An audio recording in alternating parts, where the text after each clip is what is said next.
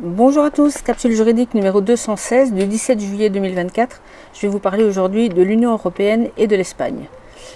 Dans l'Union européenne tout d'abord, par deux arrêts rendus le même jour, c'est-à-dire aujourd'hui, 17 juillet, le tribunal de première instance de l'Union européenne a considéré que la Commission européenne avait commis une faute dans la procédure d'achat des injections Covid. Dans le communiqué de presse publié sur le site officiel de cette juridiction, on peut lire notamment ceci, je cite. La Commission n'a pas donné au public un accès suffisamment large au contrat d'achat de vaccins contre la Covid-19. Cette infraction concerne notamment les stipulations de ces contrats relatives à l'indemnisation ainsi que les déclarations d'absence de conflit d'intérêts des membres de l'équipe de négociation pour l'achat des vaccins. En 2020 et 2021, des contrats d'achat de vaccins contre la Covid-19 ont été conclus entre la Commission et des entreprises pharmaceutiques. Rapidement, environ 2,7 milliards d'euros ont été débloqués afin de passer une commande ferme de plus d'1 milliard de doses de vaccins. En 2021, des députés européens et des particuliers ont demandé, sur la base du règlement sur l'accès aux documents, l'accès à ces contrats et à certains documents y relatifs pour en comprendre les termes et les conditions et pour s'assurer que l'intérêt public était protégé. La Commission n'ayant donné qu'un accès partiel à ces documents qui ont été mis en ligne dans des versions expurgées, les députés européens concernés et des particuliers ont saisi le tribunal de l'Union européenne de demande d'annulation. Dans ces arrêts, le tribunal fait partiellement droit aux deux recours et annule les décisions de la Commission pour autant qu'elles contiennent des irrégularités. Fin de citation. En résumé, la suite du communiqué de presse indique ceci. D'une part, que la responsabilité du fabricant, donc ici les compagnies pharmaceutiques, à l'égard des consommateurs, donc ici les personnes qui ont accepté de se faire injecter, reste la règle et ne peut pas être limitée par une disposition contractuelle. En d'autres termes, et comme j'en ai souvent discuté avec d'autres avocats et juristes depuis 4 ans, une action est toujours possible directement par la victime d'effets secondaires contre le fabricant lui-même, même si, contractuellement, ce fabricant peut de son côté éventuellement se retourner contre l'État membre pour obtenir la garantie en raison du contrat. Mais en fait, le contrat qui lie la Commission européenne et les États membres ne s'impose évidemment pas aux citoyens en vertu du principe de la relativité des contrats. On n'est tenu par un contrat que si on en est une partie. Et d'autre part, au moment où les plaignants avaient demandé que la clarté soit faite sur le conflit d'intérêts de certains des membres de la Commission qui avaient négocié les contrats, on leur avait répondu que c'était une atteinte à la vie privée. Il fallait oser quand même.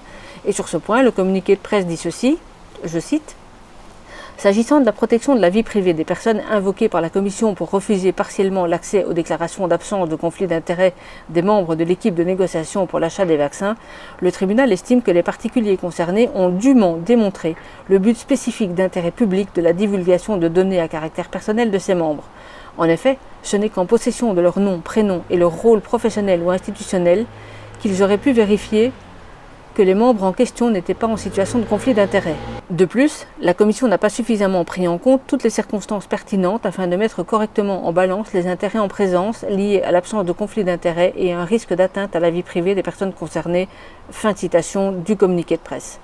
La Commission peut faire appel et le fera sans doute, mais déjà bravo à mon confrère maître Arnaud Durand, dont l'annonce faite sur son compte Twitter m'a permis de remonter la piste jusqu'à retrouver le texte complet des décisions et du communiqué de presse.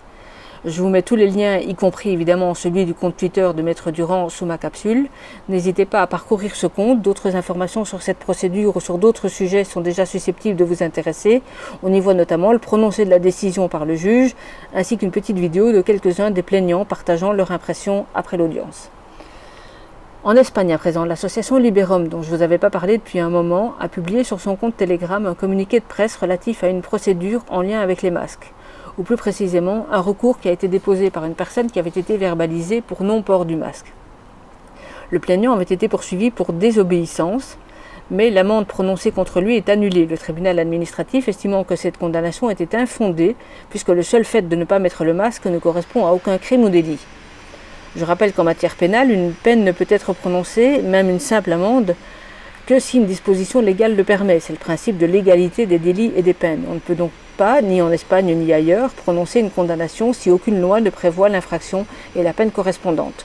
Au grand regret d'ailleurs de certains des psychopathes qui aimeraient bien qu'on obéisse aveuglément, mais c'est ainsi et la juridiction espagnole fort heureusement le rappelle. Le jugement entier n'est malheureusement pas publié, mais l'information est intéressante et méritait d'être mentionnée. Et je vous mets le lien sous ma capsule vers le canal Telegram de l'association Liberum. Je suis désolée, il y a un peu de bruit de fond, mais je suis dehors et je n'ai pas le choix aujourd'hui. Alors pour terminer, la citation que je vous propose aujourd'hui est la suivante. Je cite. « Si un homme naît ignorant, de parents ignorants, dans une société ignorante, vit une vie d'ignorance, alors l'ignorance est la norme. Ainsi, l'endoctrinement peut être appelé éducation, l'hypnotisme peut être appelé divertissement, les criminels peuvent être appelés leaders et les mensonges peuvent être appelés vérité, parce que son esprit n'a jamais été vraiment le sien. Fin de citation, et cette citation est attribuée à Nicolas Bouvier, alors là je parle de l'écrivain qui est décédé en 1998, à ne pas confondre avec l'homonyme qui anime une chaîne YouTube néanmoins très intéressante. Alors merci à la personne qui m'a envoyé cette citation, qui se reconnaîtra sans problème, et nous préparons d'ailleurs ensemble quelques contenus qui devraient vous plaire, donc à faire au pluriel, à suivre. À très bientôt, tenez bon, au revoir.